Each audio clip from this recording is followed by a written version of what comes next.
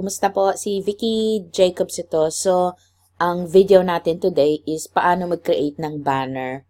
Kung noong bumibili ka ng ad packs, ang na-click mo is say yung banner, kailangan mong ilagay doon sa advert mo is banner para ma-activate siya. So, eto katulad nito, isang member natin, na-click nila is banner 468 by 60 ang kailangan na banner. So, kunwari may German word dyan, di maintindihan. Click mo lang yun, translate. So, yun, banner advertising. So, kung wala kang ready na banner para ilagay dito, pwede kang mag-create.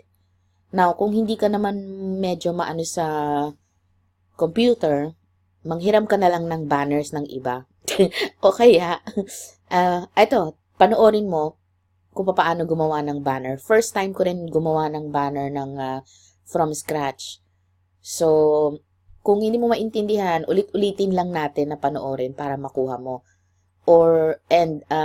Again, next time, pag bibili ng banner, kumuha ka na lang ng text na banner.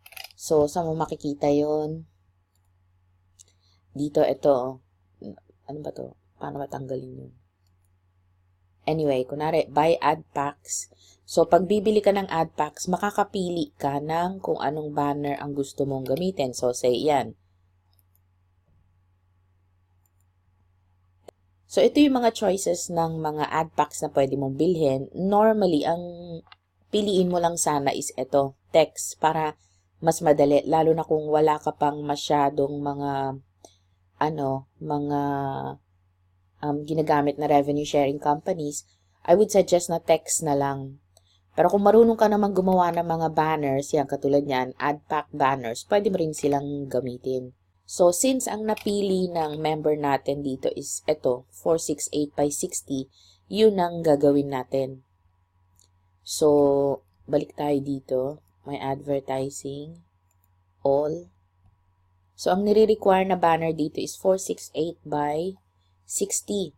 So, pwede kang maghanap sa, say, Google ng, say, paano gumawa ng banner o banner maker. Ayan. So, marami naman dyan. May mga libre. Ayan, banner photo. Tingnan natin kung ano. Ayan naman sabi niya. Ayan, no, online for free. Open this link. 60. Yun. So, malaki-laki naman siya, no? Pasok natin dito. Kasya ba siya? Whoop.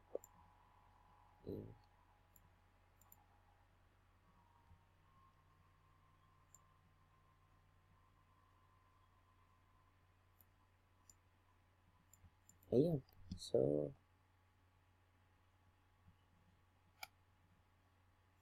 basic. Ano to? Dark and different. Hard light mode. Overlay? No? Yeah, okay na. I hope. So, save. Apply the adjustments. Apply. Okay. So,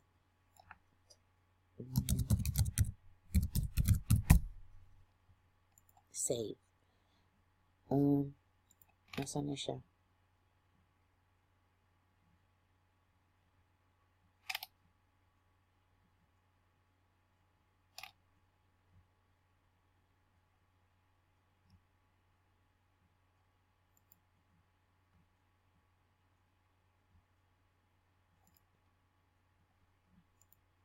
Okay.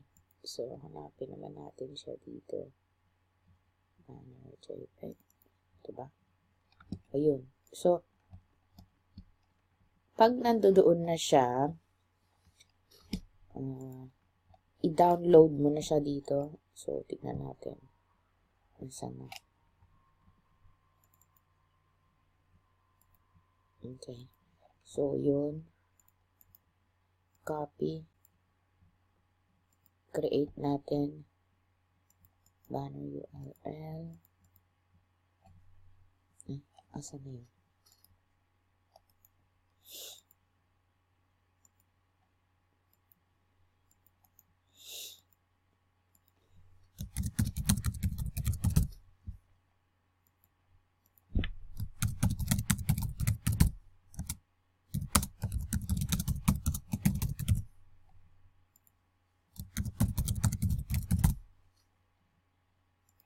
All.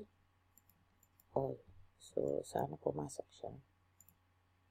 Oh, ayan, pumasok. Okay. So, yan. Okay. Yay! Nakagawa tayo ng isa. So, i-check na natin siya. Ayun. So, may active na siyang isa. Okay. So, tingnan natin active. Ayun. So, meron na siyang isang banner doon. So, paano ulit gumawa ng banner ads? Click natin to. So, ito yung mga existing banner ads na hindi pa nalalagyan ni Tita Nessie.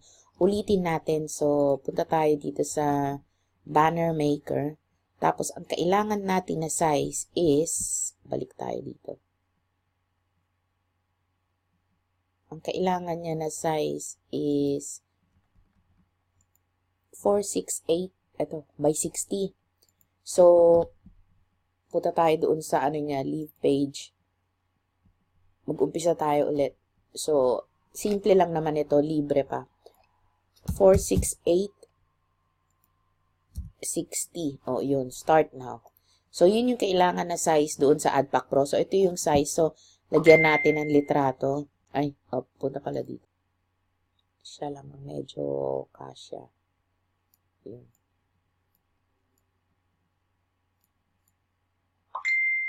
Yun. So, tapos, message board, insert. Save na kaya natin. Save, apply. So, palitan na lang natin ang pangalan. Swiss Golden 2.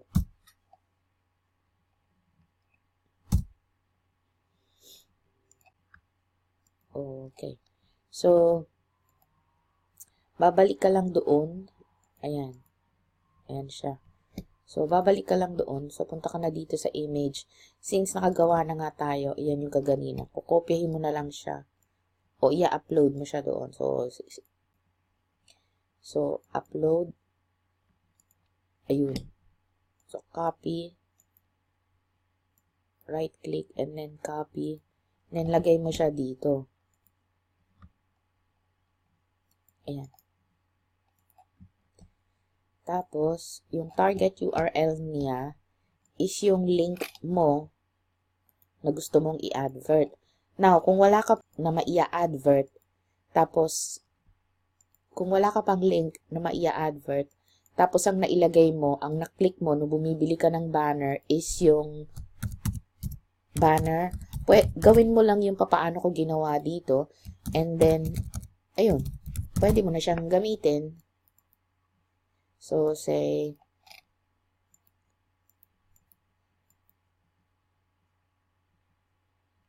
okay, tapos close. So, meron na siya, ayun, active. So, gawa naman tayo ng para sa AdPack Pro. So, say, create tayo ng bago. So, balik ka lang dyan. Tapos, ang sabi, ang kailangan mo, 468 by 60. Start now. So, text, background, anong kulay natin gusto? Texture, blank, linear, radiant, o texture, solid color. Anong color gusto mo? Hanap ka ng kulay. Oops, ayoko ng black. Ano ba? Ayun pala. Hehe. Yan. Mukhang cute. Content. Text. Insert text. So,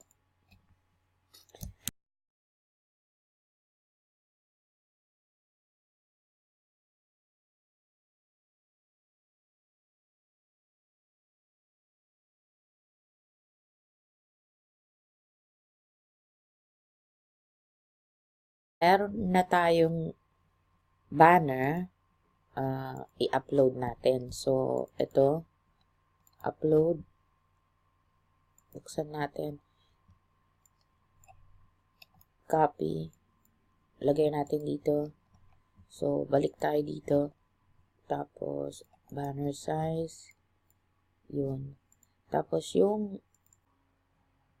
so, kunin natin yung advertising link na pag binuksan niya is yun ang papasok. So, paano mo makukuha? Ito, punta ka sa dashboard mo. Oops, ayan. I-scroll down mo lang siya. Tapos, makikita mo na dito, ito yung advertising link mo. Copy mo lang yan. Tapos, kung hindi mo magawa, asan na ba yun? Ito, sorry. Pag hindi mo magawa, paggawa mo dun sa upline mo. Ito. All.